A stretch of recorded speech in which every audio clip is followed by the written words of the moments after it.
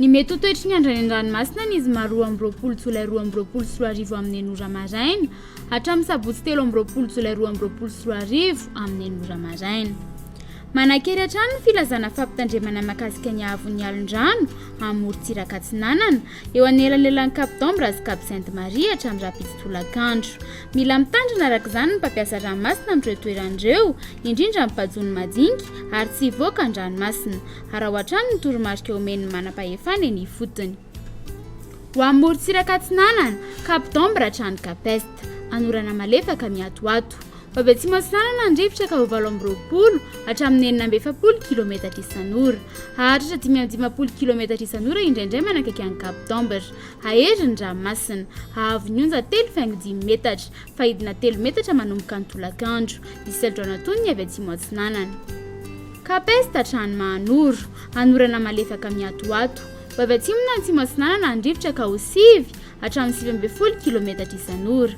Hahatratra 820 km isan'ora indraindray eo anelanelan'ny Capeste sy Toamasina.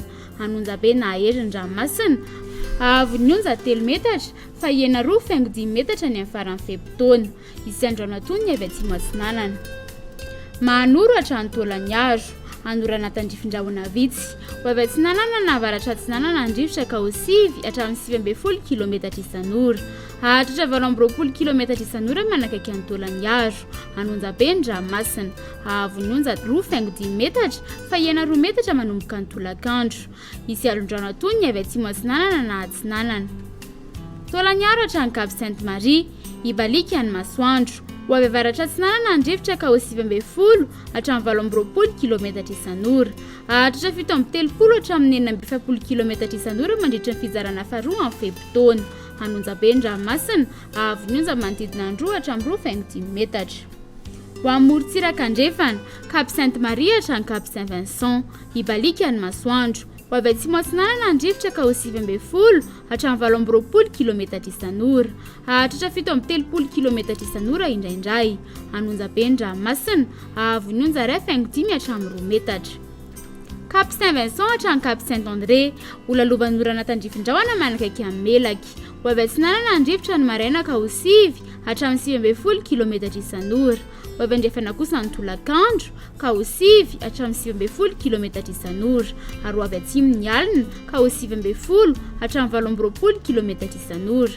Adiny mpanonja ny ranomasina, hahavon'ny onja ho latsaky ny 2 metatra. Cap Saint-André hatrany Analalava, andrahona vitsy na ibalika ny masoandro. Ho avy Atsinanana na atsimo Atsinanana andrivotra ka ho 8.20 hatramin'ny 7.30 km isan'ora. Hahatratra 9.70 hatramin'ny 5.50 km isan'ora eo anelanelan'ny Mahajanga sy Analalava, indrindra ny maraina. Mety hiovaova ny tolakandro ka ho 9 hatramin'ny 9.10 km isan'ora. Adiny mpanonja na hanonja be ny ranomasina, hahavon'ny onja 8.5 hatramin'ny 2.10 metatra. Analalava hatrany Cap d'Ambre, andrahoana amin'ny tokotoko na ibalika ny masoandro. Avy atsimo Atsinanana andrivotra manakaiky an'i Cap d'Ambre sy Analalava ka ho 7.30 hatramin'ny 9.70 km isan'ora. Hiovaova kosa ny Kafa ka ho 9 hatramin'ny 9.10 km isan'ora. Adiny mpanonja ny ranomasina, hahavon'ny onja ho latsaky ny 2 metatra.